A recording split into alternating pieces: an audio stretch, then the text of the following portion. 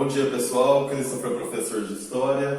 Hoje a gente vai dar continuidade no PET 6, né, da segunda semana, sétimo ano, e ele traz como temática a economia colonial. A gente está trabalhando no Brasil colonial, não é? O que é isso? Brasil colonial é aquele período onde os portugueses, né, controlavam tudo aqui no Brasil, não era? Aquele famoso que a gente viu lá, falou-se demais, não é? A questão do pacto colonial.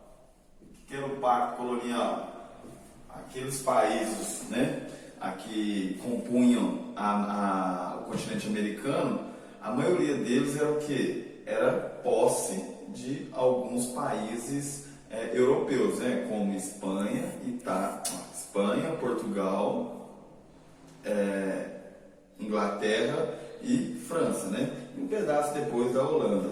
Então a gente viu essa relação. Então eles saíram nas grandes navegações, né? Chegaram aqui na América e ocuparam, né, esses povos aqui. Eles dominaram esses povos.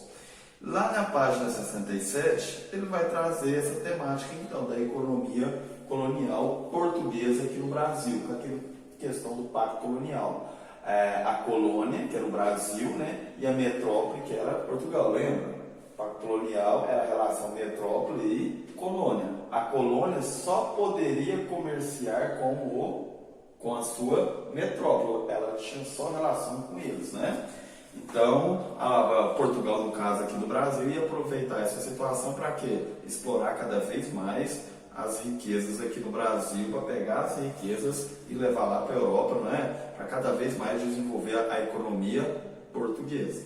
Bom, então lá na temática lá, ele traz o tema, né? Economia colonial, etapas da produção açucareira, a sociedade açucareira. A gente viu que uma das primeiras relações econômicas entre Brasil e Portugal foi o pau-brasil, né? Que deu até o nome Brasil.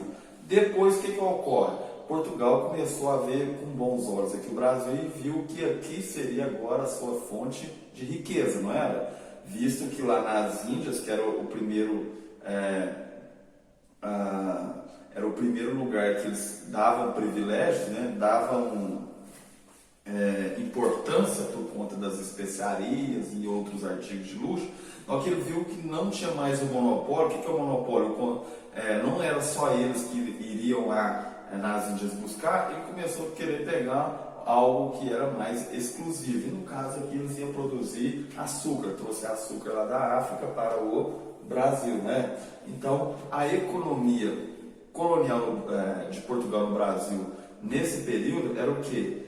Da economia colonial? Cultivar a cana-de-açúcar, né? Era o plantio, a colheita e a produção do açúcar.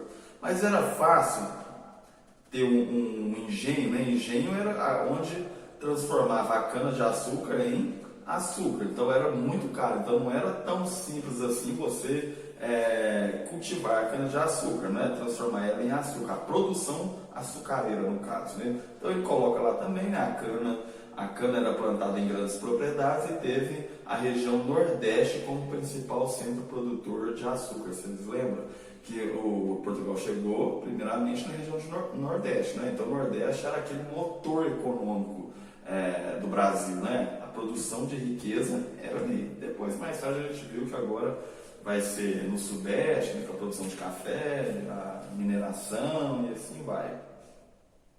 No tópico 2 do texto, ele traz também a sociedade colonial, né? A sociedade era formada pelos senhores de engenho, o dono daquele local onde produziu o açúcar, que detinham o poder dominante. Então, quem era senhor de engenho, ele tinha muita riqueza, não é? Se ele tinha muita riqueza, ele também era símbolo de poder, ele que controlava tudo. Comerciantes, homens livres e a grande maioria composta pelos escravos, dos quais dependia toda a economia colonial. Então essas eram as pessoas, que inclusive, sei lá, na sua questão número 1, ele vai falar sobre isso.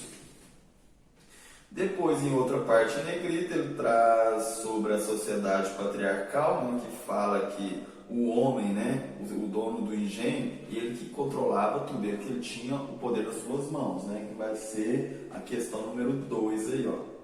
E depois um desenho, né, sobre a sociedade de engenho, né, onde que ele mostra ali, ó, o canavial, a senzala, as lavouras, as matas, capela, a casa grande, que era onde morava o senhor de engenho, a moradia dos trabalhadores livres, né? A casa do engenho, os centros, as capelas, né, que eu já acabei de comentar, e os rios, né, que abasteciam os moradores, serviam como via de transporte e moviam as moendas. O que eram as moendas? Aquilo para moer a cana para transformar ela em açúcar. Então, esse texto, né, ele traz um texto suporte, né, que te ajuda aí a responder as 3 questões que estão no seu PET da segunda semana. Então, ele também fala outra coisa sobre os engenhos de açúcar, né, onde produziu o açúcar, e também coloca as instruções ali, como como que era o modo de fazer o açúcar. Então, ele traz passo a passo aí como que funcionava. E se traz também uma gravura para ilustrar, né, como que era realizada essa produção de açúcar. Então, lá na página, deixa eu ver aqui, 70, dá início às atividades aí. Na atividade, bem tranquilas atividades, bem objetiva, né? Então dá para a gente responder rapidamente. Leia atentamente, número 1, o texto sobre a sociedade do açúcar.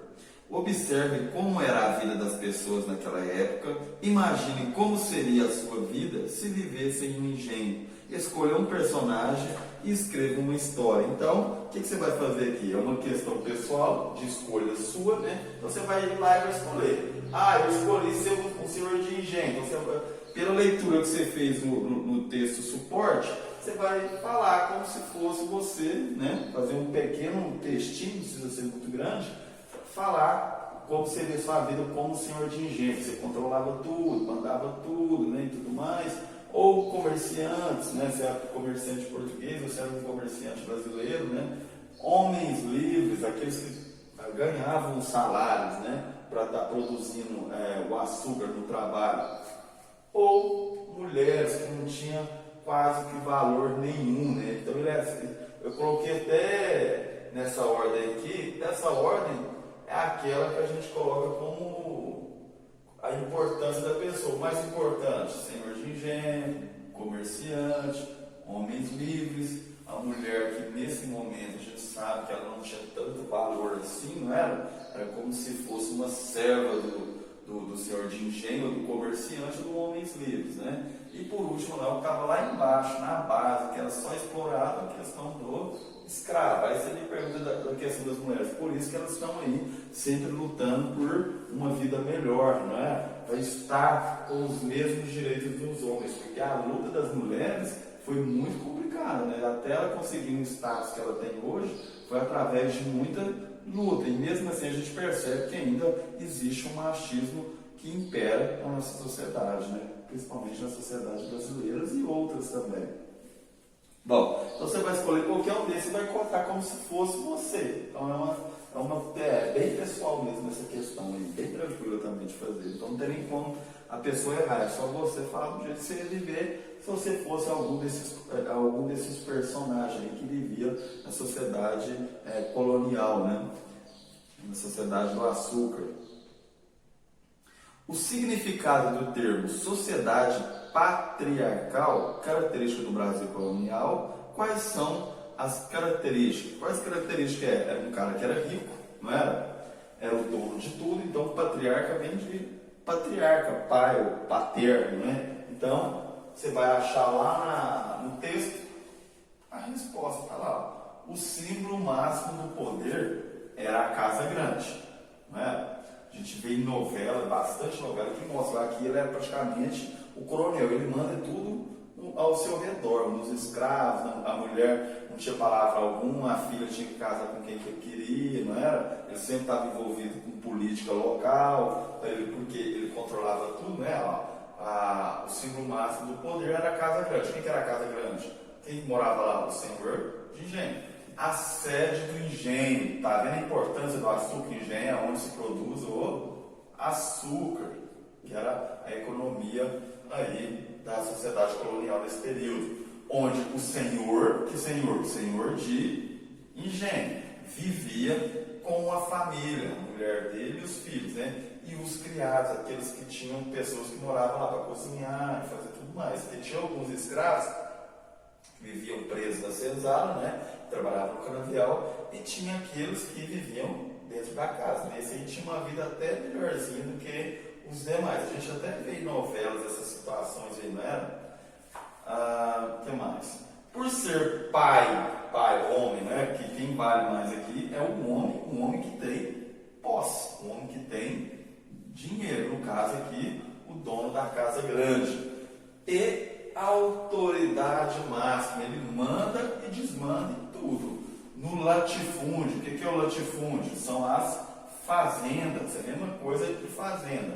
Disse que ele comandava a sociedade patriarcal. Então, qual que é as características? Era um cara que era homem, era o dono da casa grande, né? E ele era a autoridade máxima. Então, esse pedaço aqui, esse trecho aqui, encontra-se lá no seu texto suporte para te ajudar a responder. Então, é uma questão de compreensão de texto. Arrancá-la do texto e colocar na sua questão de número 2.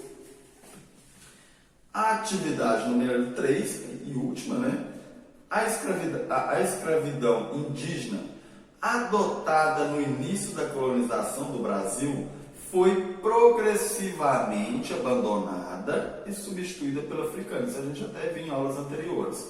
Quais os prováveis motivos para essa substituição? Progressivamente é o quê? Ela está progredindo. A cada dia que passa, ele ia substituindo. A gente viu lá sobre o tráfico negreiro, era muito lucrativo, então o que eles pensavam?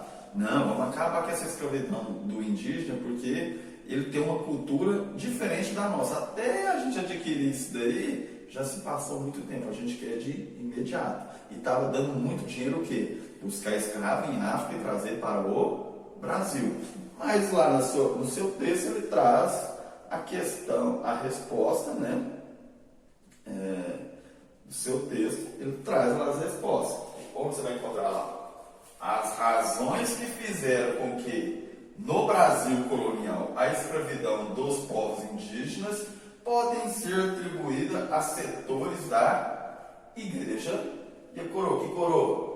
Os reis e a rainha de Portugal, né? Os integrantes da coroa. Coroa, no caso, a coroa, né, de rei, não coroa de uma pessoa mais velha, não era a coroa mesmo do rei.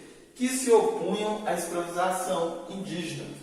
Fugas, epidemias, legislação anti-escravista indígena tornou-a menos atraente e lucrativa, principalmente lucrativa. E a gente percebe também várias outras coisas. A pandemia. Então, o anticorpo dos indígenas aqui, às vezes pegava uma doença de fora, o que acontecia? Ele vinha a entrar em óbito, né? Um falecimento. Então era difícil. Agora já o escravo africano já tinha força, já tinha o ato de trabalhar, né? Com duração maior, não era? Agora o indígena não, o indígena tinha uma cultura totalmente diferente. Então ela não tinha aquele pensamento de trabalhar todo dia para acumular riqueza. Aqui era totalmente diferente. Então a escravização do indígena, outra questão também, a legislação anti-escravista, né? A igreja pensava da seguinte forma: já que a gente catequizou esses indígenas, eles viraram fiéis, e se eles viraram fiéis, eles são católicos, então eles são filhos de Cristo. E como que eu vou escravizar um irmão meu, né? Então eles condenaram isso aí. Então o principal fator que contribuiu isso era o quê? O posicionamento da igreja, que não aceitava mais, né? Porque eles tinham virado fiéis, e a coroa portuguesa, que pensava que não, mais lucrativo é você vender, sem contar que a Inglaterra já começava a fazer o quê? Pressionar Portugal. Opa, isso aqui não pode funcionar mais não, isso aqui a gente tem que modificar essa estrutura. Então a economia colonial era basicamente isso, era a questão do açúcar, o cultivo de açúcar, né? Quem era o cultivo de açúcar, onde transformava a cana de açúcar em açúcar, era quem? Era os engenhos, né? E como funcionavam os engenhos? Tem aquela estrutura do desenho, tem a senzala, tem a casa grande, a senzala, a lavoura, o canavial e tudo mais, né? Quem controlava? O senhor de engenho. E esse senhor de engenho funcionava como se fosse o governante daquele pedaço ali, que controlava todo mundo ao seu redor.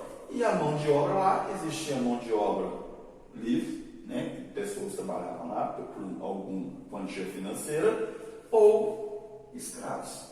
normalmente homens livres, eram aqueles gringos que estavam chegando, né, da Itália, Alemanha, estavam chegando aqui, então estava modificando essa estrutura, que a gente vai ver, com o passar do tempo, vai colocar-se fim à escravização até do africano lá em 1888.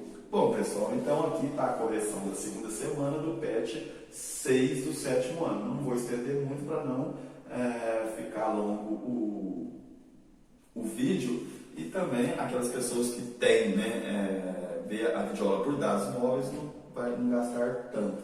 Então na próxima semana a gente faz a terceira semana, né, do PET 6, na semana que vem, e depois finaliza com a quarta semana, beleza? Muito obrigado e bons estudos para vocês, tá bom?